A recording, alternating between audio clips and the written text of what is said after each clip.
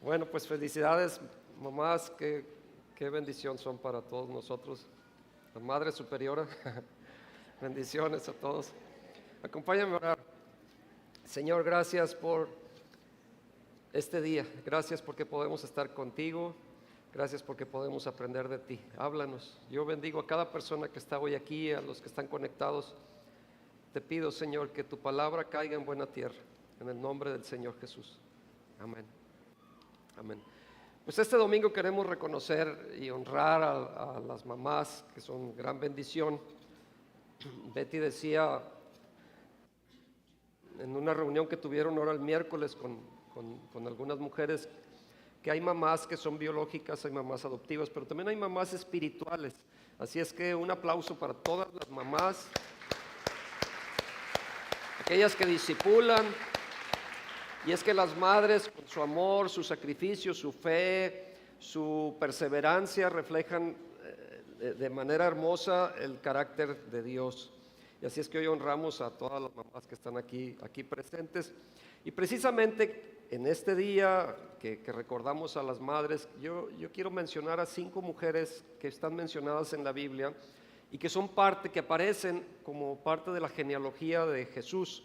Y están registradas en Mateo capítulo 1. Así es que busquen por favor este capítulo, Mateo 1.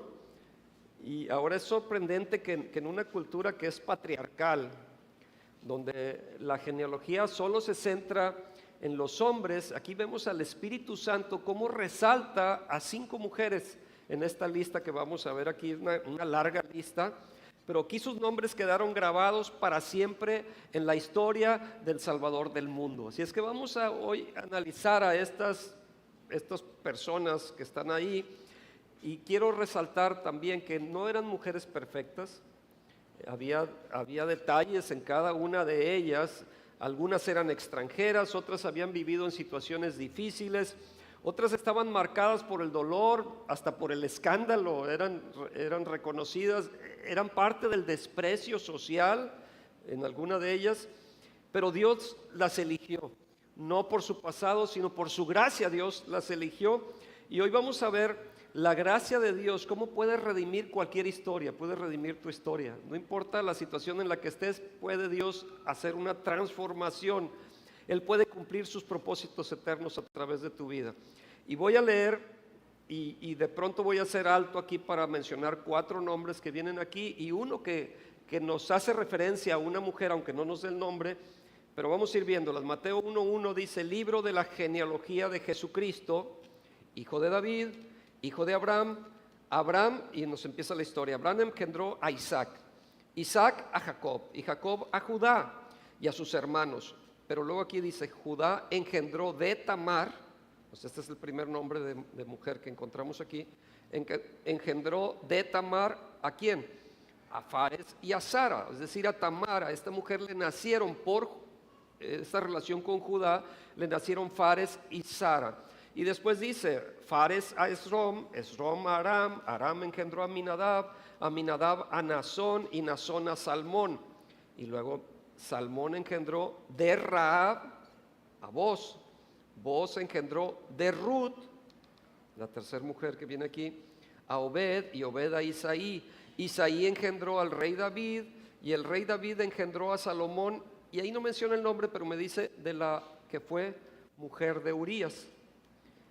Y bueno, leo rapidísimo para llegar al final. Dice: Salomón engendró a Roboam, Roboam a Abías, Abías a Asa, Asa engendró a Josafat, Josafat a Joram, y Joram a Usías, Usías engendró a Jotam, Jotam a Acaz, y Acaz a Ezequías, Ezequías engendró a Manasés, Manasés a Amón, Amón a Josías, Josías engendró a Jeconías y a sus hermanos en el tiempo de la deportación a Babilonia. Después de la deportación a Babilonia, Jeconías engendró a Salatiel, y Salatiel a Zorobabel, Zorobabel engendró a Abiud a Eliakim, y Eliakim a Azor. Azor engendró a Sadoc, Sadoc a Akim, y Akim a Eliud. Eliud engendró a Eleazar, Eleazar a Matán, y Matán a Jacob. Y luego el último versículo que quiero leer: y Jacob engendró a José, marido de María, de la cual nació Jesús, llamado el Cristo. Solo Dios, como dice Job 14:4, solo Dios puede hacer limpio algo inmundo. ¿Quién hará limpio lo inmundo? Pues nadie, pero Dios sí puede. Y entonces, de estos 5 personajes que vemos aquí, quiero mencionar de uno por uno. En primer lugar, a Tamar. Tamar la vimos en el versículo 3, Mateo 1:3, donde dice: Judá engendró de Tamar a Fares y a Zara. Y si me acompañan, por favor, a Génesis 38:15, nos hace una descripción también de esta mujer, y dice que la vio Judá y la tuvo por ramera, porque ella había cubierto su rostro. Y es que Tamar fingió ser una prostituta. ¿Cómo sucede esto? Bueno, vamos a ver la historia. Brevemente vamos a ver. Tamar había sido la esposa del primogénito de Judá, que se llamaba pero resulta que fue malo y entonces muere, viene la muerte a él, pero ella quedó sin hijos. Entonces la ley tenía previsto de que si moría este hijo, su hermano podía cubrirla para poder tener descendencia. Y entonces, ¿qué es lo que sucede? Que habiendo Tamar quedado viuda, se casa con el segundo hijo, de nombre Onán, pero este también hace lo malo delante de Dios y tiene el mismo castigo y muere finalmente. Entonces había un tercer hijo. Lo malo aquí fue que Judá, que era el suegro, el que tenía que haberle dado al siguiente hijo de nombre Sela, no lo hizo, se olvidó de ella, la hizo ahí por un lado, y ella quedó hasta ese momento sin descendencia. Pero entonces ahí surge un plan ella planea algo y dijo: ya sé qué voy a hacer. Va y se viste de prostituta y va y le coquetea a Judá, al suegro, porque ella quería tener descendencia.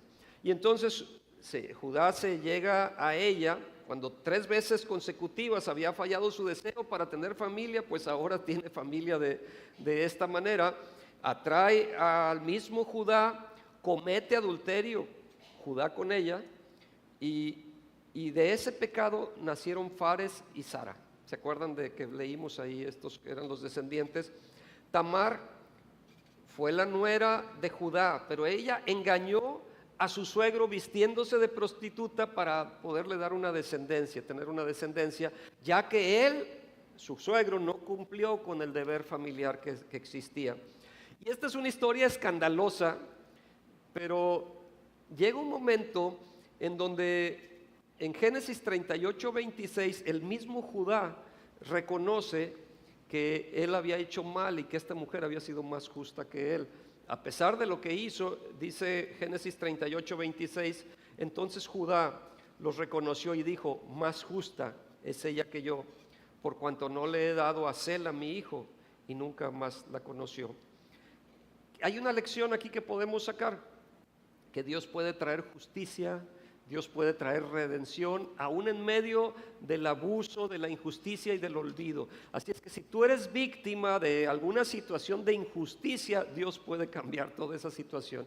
Si tú eres víctima de abuso, Dios puede cambiar esa situación. Si tú eres víctima del olvido, Dios puede cambiarlo también. Y como aplicación, cuando la vida te trata injustamente, confía en Dios y ve cómo Él puede redimirte. Pues esta mujer fue redimida y cambió su vida, y ese nombre, a pesar de lo que hizo esta mujer, que se vistió como prostituta, fue a coquetearle al suegro, el suegro accedió y luego cometió adulterio, el suegro. A pesar de eso, esta mujer Tamar aparece entre la genealogía del Señor Jesucristo. De ahí viene la línea para que naciera Jesús. Número 2, encontramos a Rahab. Rahab sí era una prostituta, esa no se vistió de prostituta. Rahab era prostituta, pero era una prostituta convertida, vamos a decir. Pero vemos cómo la fe de Rahab es la que viene a transformar la historia. En Mateo 1:5, que estábamos leyendo al principio, encontramos este nombre de Rahab. Porque Salmón, dice Mateo 1:5, Salmón engendró de Rahab a Booz. Booz engendró de Ruth a Obed y Obed a Isaí. Pero Salmón engendró de Rahab a Booz. ¿Cómo se da esta historia? acompáñenme a Josué capítulo 2, porque esta va a ser la referencia que tenemos. Josué capítulo 2, abran sus Biblias ahí y ustedes pueden seguir la historia. Pero aquí nos dice que Josué, hijo de Nun, envió desde Sittim 2 espías secretamente diciéndoles: andad a reconocer la tierra, y a Jericó. Y ellos fueron y entraron en casa de una ramera que se llamaba Rahab y posaron ahí. Esta historia de Rahab, les digo, la encontramos ahí en Jueces, en Josué capítulo 2 hasta el capítulo 6, pueden ahí leerla. Pero este pasaje nos describe que Jericó era una ciudad fortificada. Las ciudades estaban amuralladas, estaban protegidas, y entonces no era fácil penetrar. Si venía una invasión, simplemente cerraban las puertas y ellos estaban protegidos allá adentro, tenían agua, tenían suficientes suministros para poder soportar por un tiempo. Pero bueno, de alguna forma 2 espías logran filtrarse dentro de la ciudad y se hospedan en la casa de Rahab, y dice ahí claramente la ramera. Y esta ciudad fortificada pues era parte de lo que tenían, por donde tenían que pasar los israelitas, porque recordemos que los israelitas iban rumbo a la tierra prometida y tenían que conquistar esta tierra. La tierra que dijo Dios: yo se las voy a dar, es tierra que fluye leche y miel, pero ustedes tienen que conquistarla. ¿Qué pasa entonces? Pues mandan los espías, tenían que conquistar primero esta ciudad porque estaba en el camino para llegar a la tierra prometida.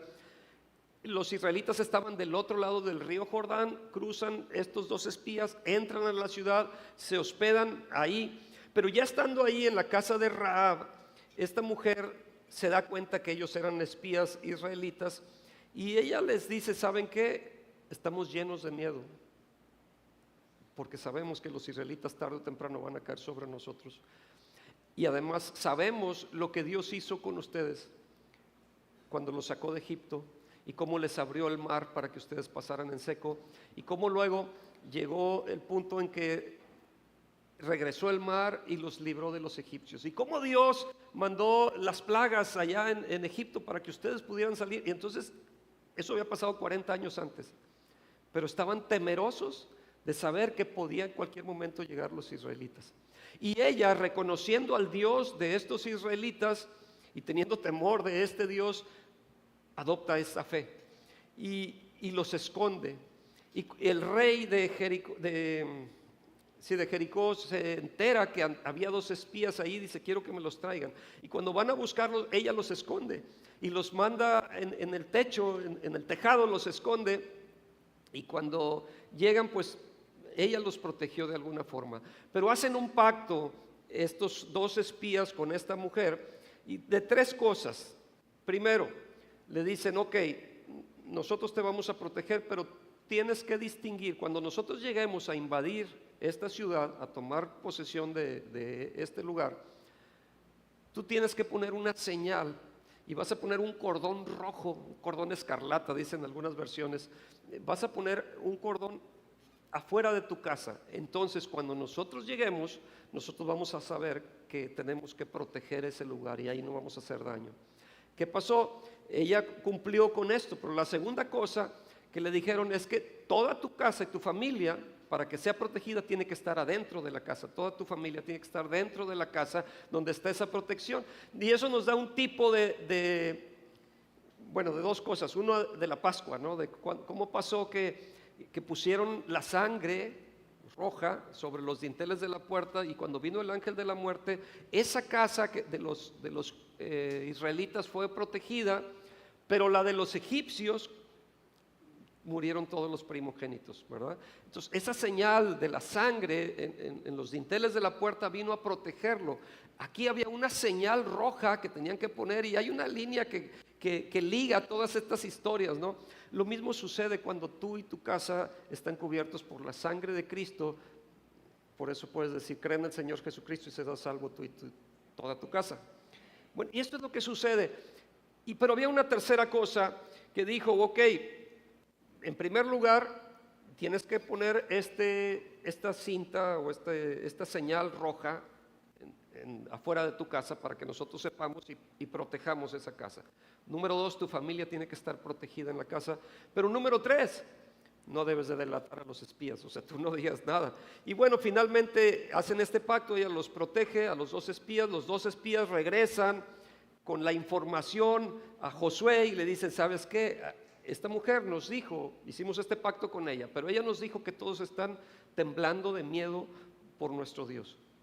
Y bueno, finalmente llegan, toman la ciudad de Canaán, entran hacia Canaán y toman la ciudad de Jericó y destruyen todo lo que había en la ciudad, mataron hombres, mujeres, niños, todo, fue una destrucción total. Finalmente esta casa fue protegida y Rahab finalmente salió con los israelitas. ¿Qué pasa? Que Rahab se casó con Salmón, un israelita que era de la tribu de Judá, y su hijo fue, ¿se acuerdan el nombre? Buzz Lightyear. No, ese no, Buzz Lightyear no.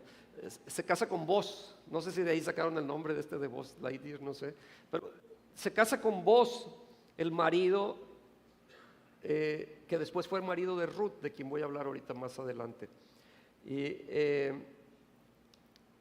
de donde vino José, el padre legítimo de Jesús. En Hebreos 11, versículo 31, nos dice, y vean cómo describe, cómo cuando estás etiquetado, bien difícil te quitas la etiqueta. Por la fe, Rahab, y como dice, la ramera, Rahab la ramera no pereció juntamente con los desobedientes, habiendo recibido a los espías en paz. Rahab era una ramera y no hay manera de cambiar este significado, o sea, no era de que era una mujer alegre o no sé cómo quieran mencionarla. Dice aquí ramera, era una prostituta. El significado es soná, o del griego porne, donde viene la palabra pornografía. O sea, está hablando de lo que se dedicaba esta mujer, no hay duda de eso. Pero esa mujer fue rescatada, fue salvada, porque ella decidió creer en el Dios de los israelitas. Fue protegida junto con toda su casa, pero lo que me llama la atención no es solo eso, sino que su nombre aparece en la lista de la genealogía del Señor Jesucristo, el Salvador del mundo.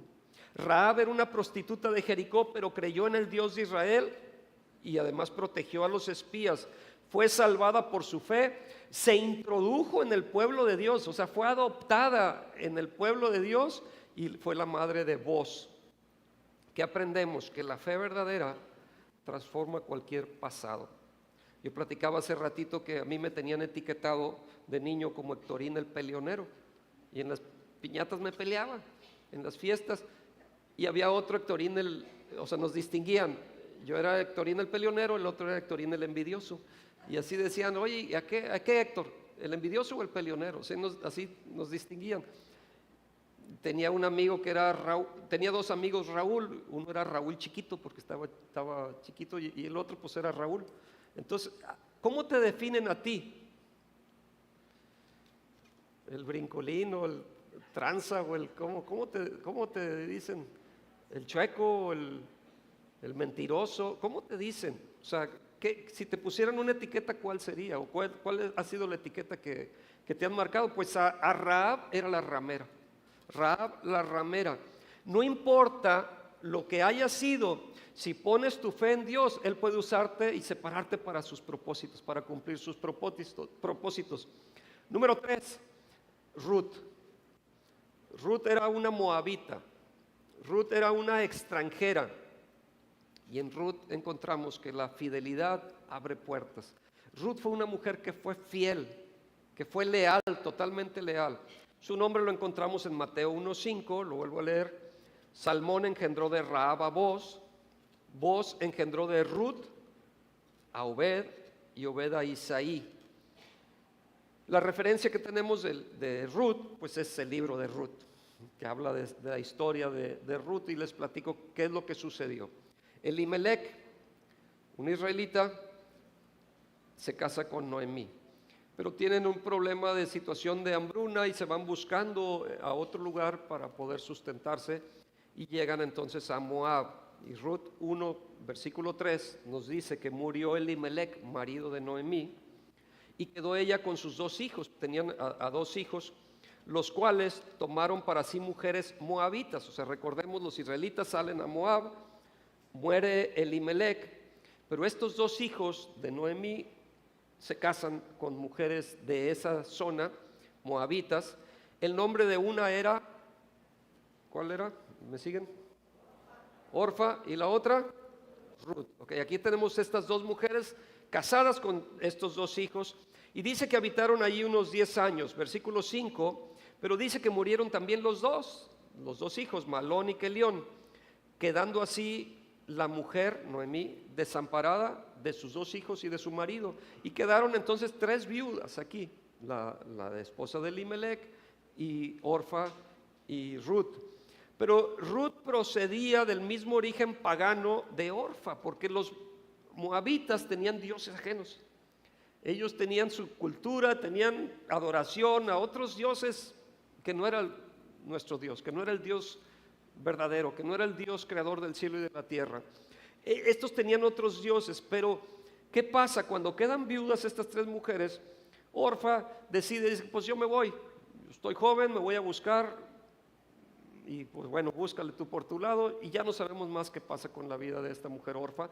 Sin embargo, Ruth le dice a Noemí, yo no te voy a dejar sola, tu pueblo va a ser mi pueblo, y tu Dios va a ser mi Dios. Y entonces adopta las creencias que tenía Noemí. Finalmente regresan, termina esta hambruna y regresan a su territorio original, donde tenían su heredad, donde estaban sus familias. Orfa, por un lado, había rechazado en su corazón la gracia, porque Noemí había abierto su corazón a ella, pero dijo Orfa, yo me voy por mi lado. Sin embargo, Ruth se queda con ella, y entonces vemos aquí que Dios usó el afecto que tuvo Ruth por Noemí, que dijo, yo estoy en una situación muy triste porque estoy en viudez, pero tú estás peor porque tú eres, además de viuda, perdiste a tus hijos y eres mayor de edad. Yo no te voy a dejar, yo te voy a proteger. Y entonces Noemí viene a ser un eslabón con el que Dios unió para siempre a Ruth con su pueblo, pero también con el Mesías. Ruth siguió a los segadores en un campo de Belén. ¿Qué sucede? Que había leyes en las que los que trabajaban en un campo, pues por error o por cualquier causa, dejaban parte de la semilla de las espigas, o sea, al estar espigando algo les quedaba ahí, y se debía dejar eso para que los que estaban en necesidad, es decir, gente en situación de calle, vamos a decir, pudiera ir, la gente pobre, ir a espigar para tener algo de comer. Era una forma de ayudar a los necesitados. ¿Qué sucede aquí? Que Dios había acomodado todas las cosas, y Ruth, estando en necesidad, no solo por ella, sino por su suegra, va a este campo de Boz, y resulta que Boz se da cuenta y dijo, ¿quién es esta mujer? Y le explican, pues ella, y le dan un buen testimonio, ella es una moabita que está protegiendo, está trabajando, buscando el sustento de su suegra Noemí, que quedó en viudez.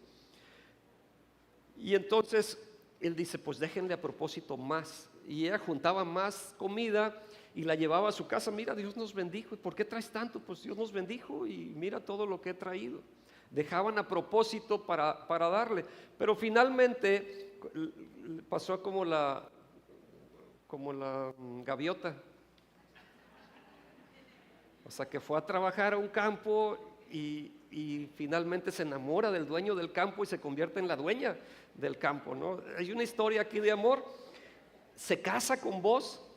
Digo, estoy platicando la historia bien rápido, ¿no? O sea, lean ahí, no está largo el libro de Ruth, pero es una historia de amor. Se casa, y de esa unión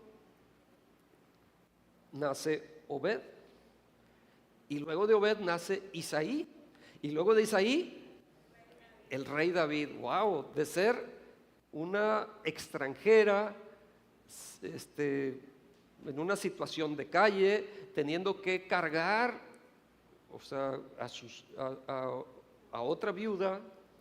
Finalmente Dios cómo cambia la historia, ¿no? Por la lealtad que tuvo Ruth a Noemí, Dios da un vuelco a la historia, se convierte en la dueña, pero además en parte de la lista de la genealogía del Salvador del mundo, del Mesías, del Señor Jesucristo.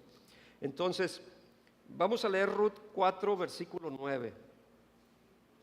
Vemos cómo se convierte en la bisabuela de David. Dice, y vos, dijo a los ancianos y a todo el pueblo, vosotros sois testigos hoy de que he adquirido de mano de Noemí todo lo que fue de Elimelech. ¿Se acuerdan de Elimelech, el que había muerto, esposo de Noemí? Y todo lo que fue de Kelión y de Malión, los dos hijos. Y que también tomo por mi mujer a Ruth, la moabita.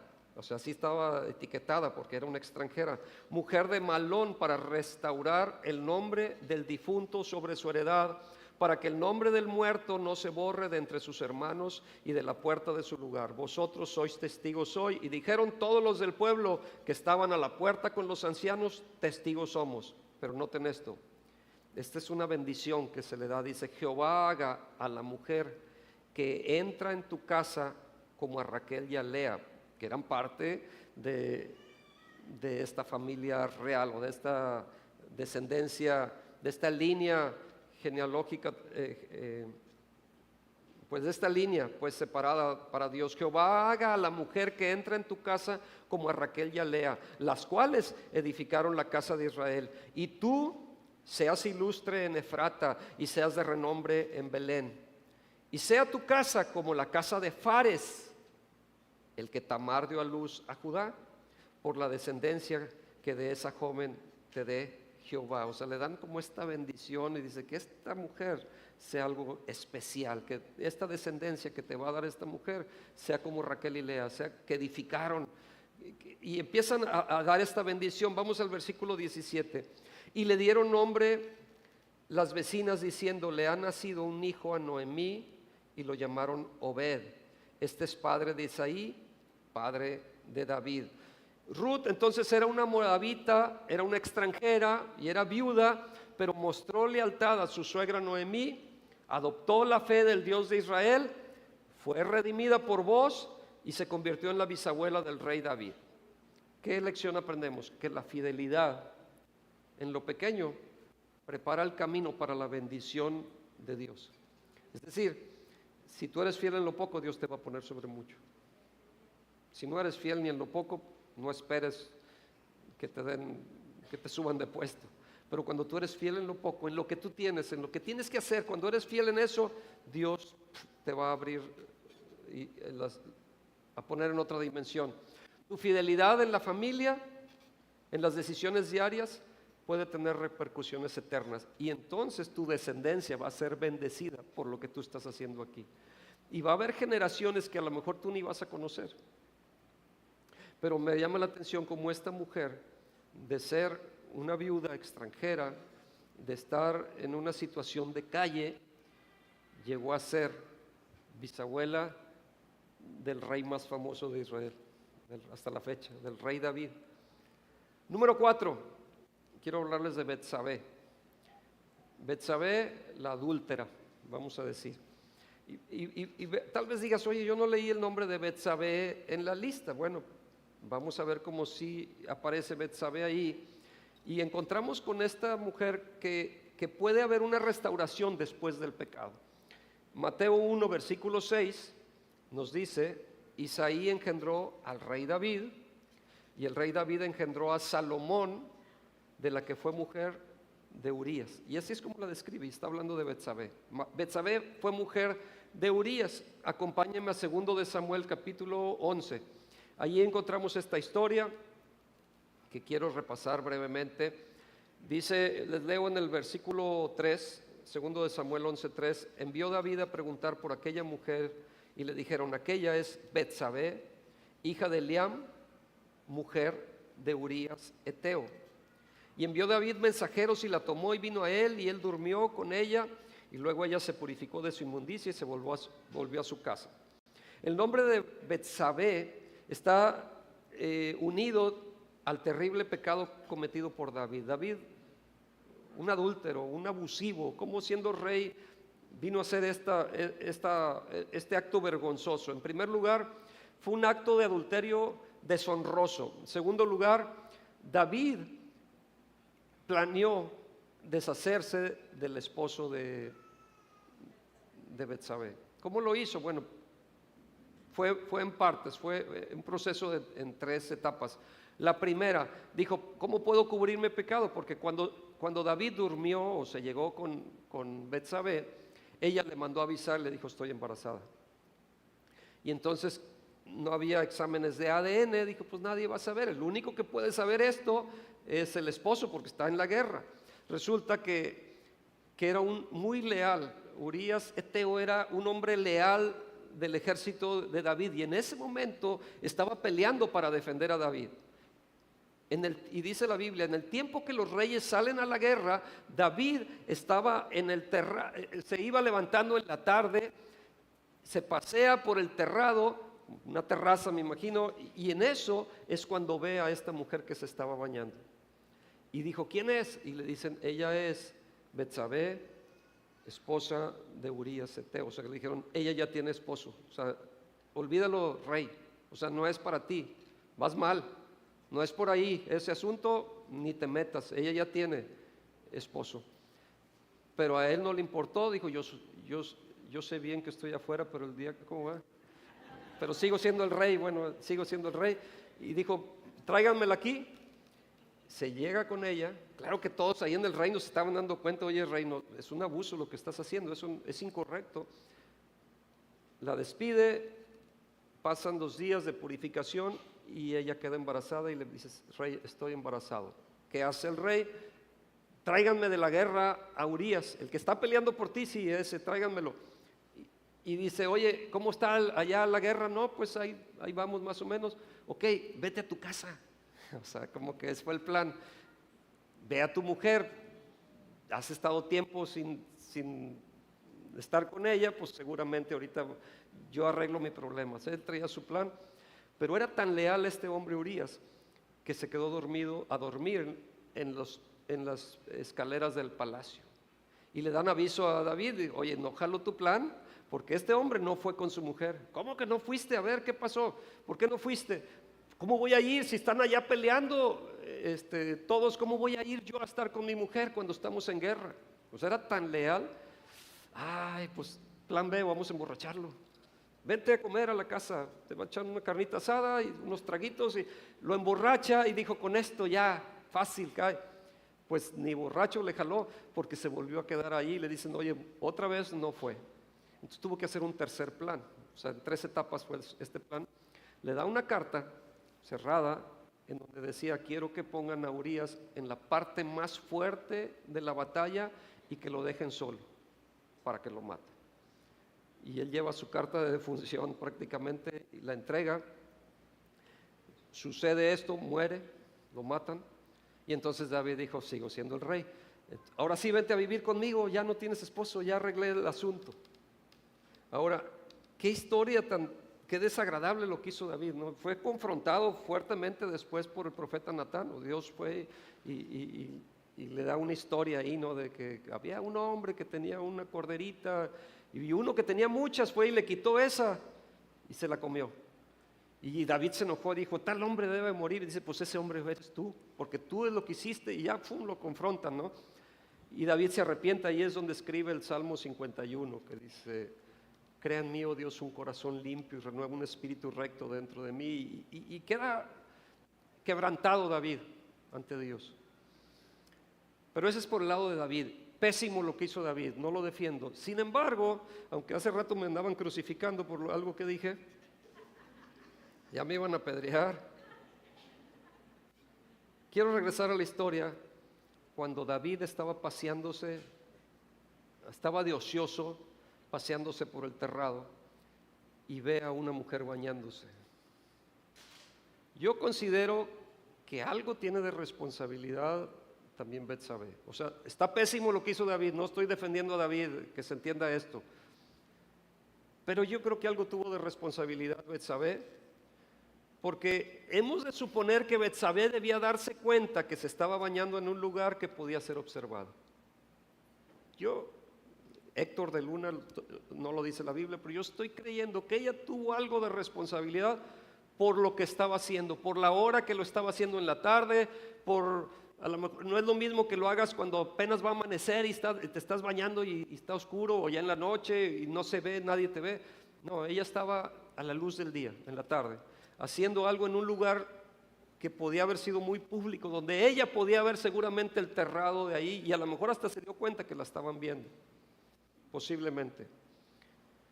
Probablemente era el terrado que se tiene en la mayoría de las casas ahí en el oriente, en el lugar del tejado.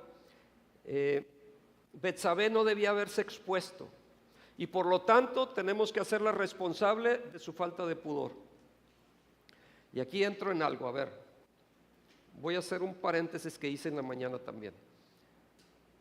Olvídense ahorita de la historia, ahorita regresamos.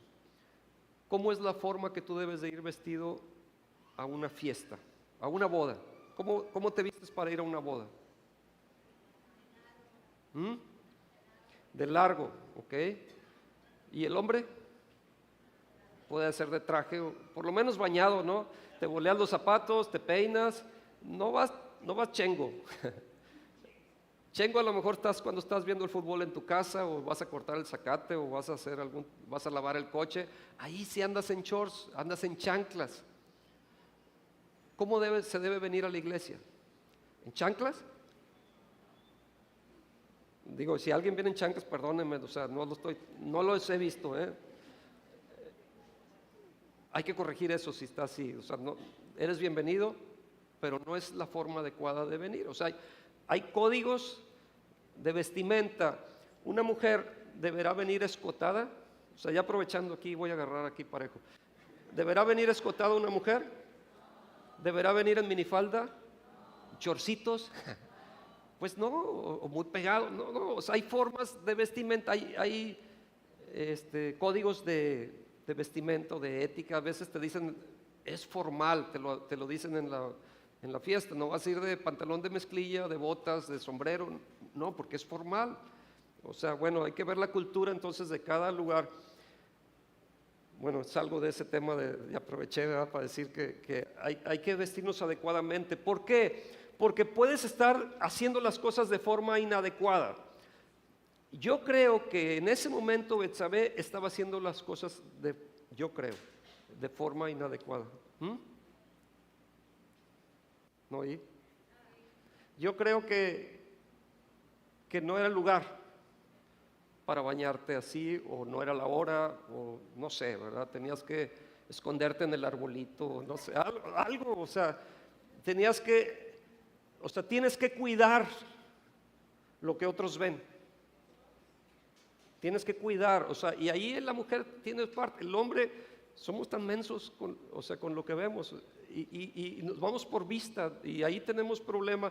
Entonces, bueno, aquí pasó, y aquí David, o sea, entre los dos cooperaron, es lo que quiero decir, tuvieron algo de responsabilidad.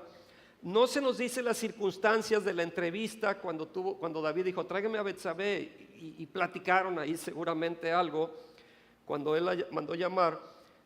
Solo sabemos los resultados. Cuando llegó, David se acostó con ella y la mujer quedó embarazada, es lo que sabemos. No sabemos si ella podía presentir el motivo del llamado, que dijo, oye, te manda a llamar el rey. No sabemos si ella sabía algo de esto, pero sí tenía que haberse resistido tal vez a los requerimientos del rey. Ahora, era el rey, dices, a lo mejor fue víctima, posiblemente sí, sin duda sí. Pero creo que algo de responsabilidad le podemos dar también a esta mujer. ¿Por qué estoy resaltando tanto lo de la mujer? De David está pésimo, obvio. Lo estoy resaltando porque el nombre de esta mujer aparece enlistado en la genealogía del Señor Jesucristo, a pesar de lo que pudo haber sido, que no lo sabemos tal vez, pero yo creo que sí tuvo algo de responsabilidad en todo esto. Tal vez era el rey y no podía decirle que no al rey, y fue víctima. Sin embargo, ella fue parte de un adulterio. porque ella estaba casada. Obligada o no, no lo sé, pero fue parte de un adulterio y ella aparece en esta lista. Y aunque nos repugne admitirlo, hemos de recordar que no solo Rahab, sino Tamar y Betsabé eran mujeres pecadoras, aunque entran en la genealogía de nuestro Salvador, el Señor Jesucristo. Pues eso es lo que me sorprende. Dices, ¿cómo están estas mujeres ahí? Y a veces somos tan buenos para juzgar y para señalar a la gente y no, pero ya ni la hace, y con un dedo apuntamos y con tres me estoy apuntando yo. Entonces aguas con lo que decimos. Pero esta tuvo una relación adúltera con el rey David, y de esa unión muere un hijo.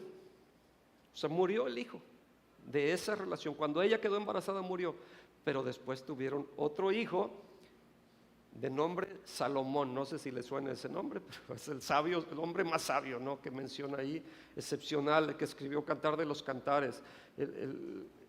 Este hombre, Salomón. Ahora, no se menciona esta mujer por nombre en Mateo 1, sino como la que fue mujer de Urías, recordando su pasado. No dice Betsabé, sino la que fue mujer de Urías. Y entonces, ¿qué aprendemos aquí? Que aún después del pecado, Dios puede restaurarte y darte propósito a tu vida.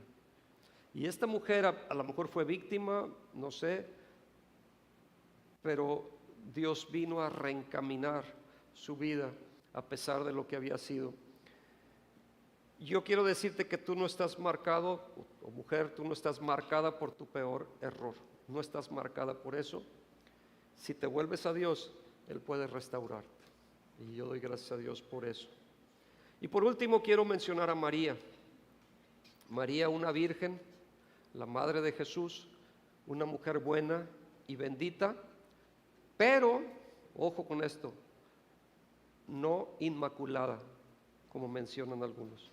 Sí, una mujer especial, una mujer buena, una mujer bendita, una virgen, pero no inmaculada. En Mateo 1, versículo 16, leímos su nombre cuando dice que Jacob engendró a José, marido de María, de la cual nació Jesús, llamado el Cristo.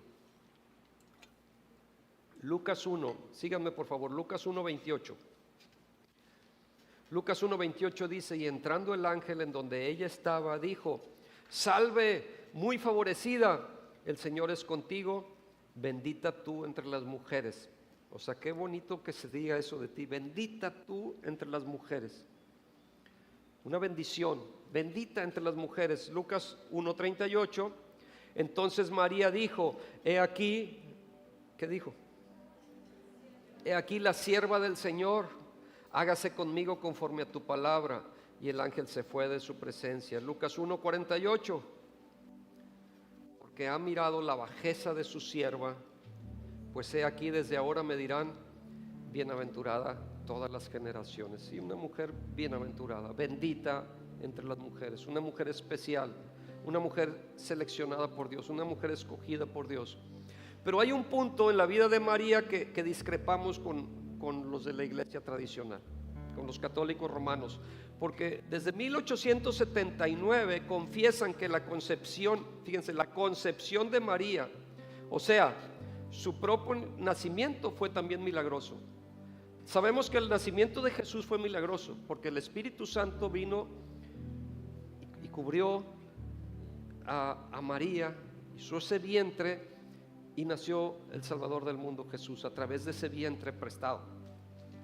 Por eso es bendita entre todas las mujeres, porque Dios la escogió para que de ahí naciera el Hijo de Dios.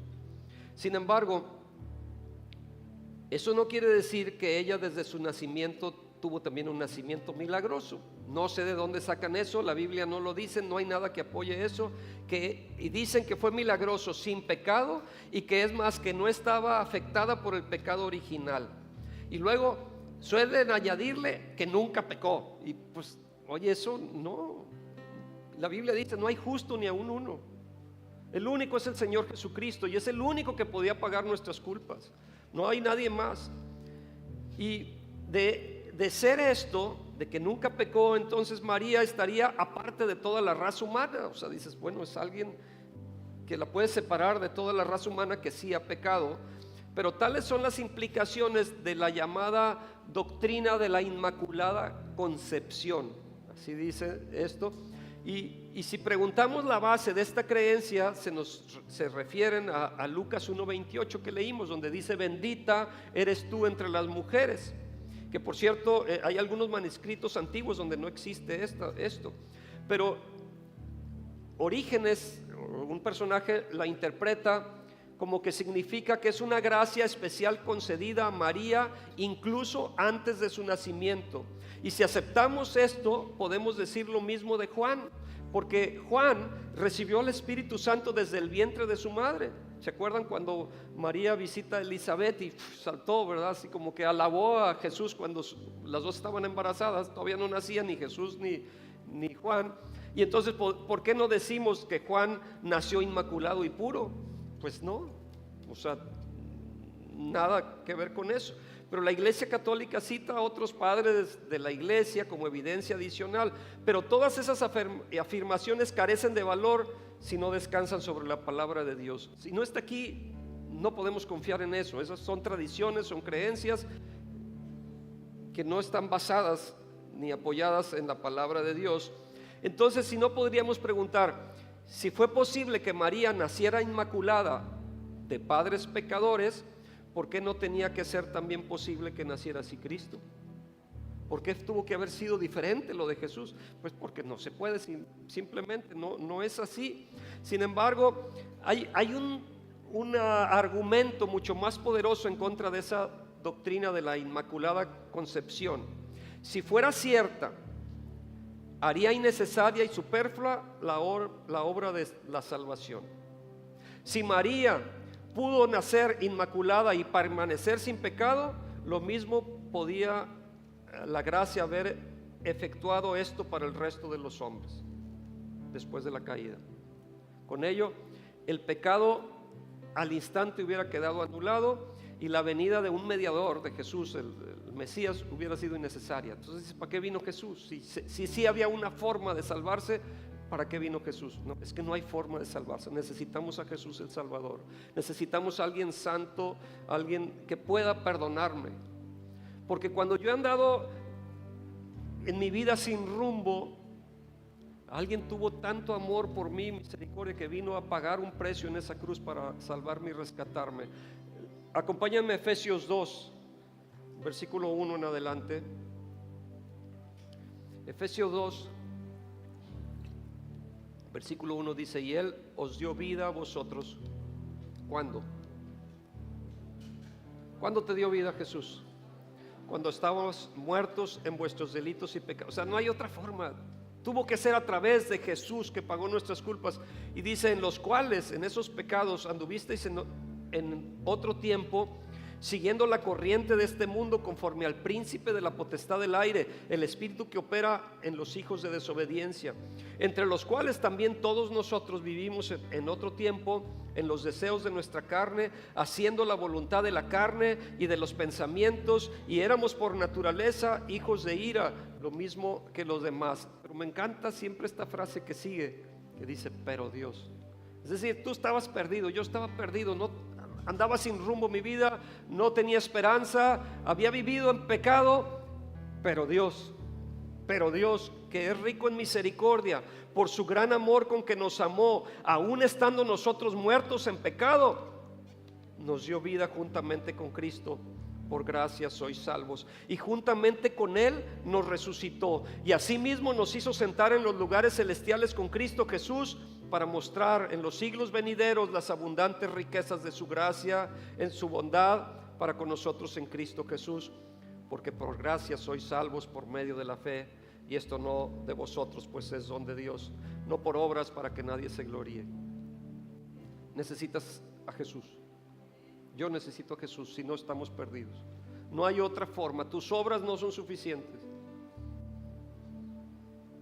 María, una joven humilde, virgen, escogida para llevar en su vientre al Hijo de Dios, y aunque enfrentó rechazo, sin embargo, es admirable que ella dijo: hágase conforme a tu palabra, hágase conmigo conforme a tu palabra. ¿Qué podemos aprender de la vida de María? Que Dios usa a las personas que se rinden a Él. Y yo quiero hoy invitarte a que tú te rindas a Él. Que antes de salir de aquí digas: Señor, yo me rindo a ti, hágase con mi vida conforme a tu voluntad. Yo necesito de ti. ¿Habrá alguien que diga: yo le entro? Ponte de pie conmigo, por favor. Vamos a rendirnos delante del Señor. Vamos a reconocer que nuestras vidas han tenido perdición, pero Jesús viene a rescatarte y a salvarnos, a darte vida eterna. No se trata de quién eres, sino de tu disposición de decirle a Él: sí, Señor, cuenta conmigo, yo estoy aquí. ¿Habrá alguien que diga yo? Pues vamos a orar. Señor, reconocemos nuestra necesidad de ti. Reconocemos que hemos estado perdidos, que hemos pecado, que en nuestras vidas hemos fallado en el blanco, Señor. Pero así como hemos estudiado de estas mujeres hoy, al ver cómo tú viniste a restaurarlas, a pesar de que estaban etiquetadas, a pesar de que eran extranjeras, a pesar de que fueron pecadoras, a pesar de que no fueron perfectas, tú viniste a restaurar sus vidas porque ellas creyeron, porque ellas confiaron en ti, porque ellas pusieron su esperanza en ti, Señor, porque ellas decidieron seguirte a ti, ellas te dijeron sí a ti. Hoy nosotros decidimos, Señor, decirte sí a ti, a todo, a ti, Señor. Hágase conforme a tu voluntad en cada uno de nosotros. Repite conmigo: Señor Jesús, hoy me rindo a ti, hoy te entrego mi vida, hoy reconozco que eres mi Señor, mi Rey, mi Salvador. Descanso en ti, Señor, en tu palabra, en tus promesas.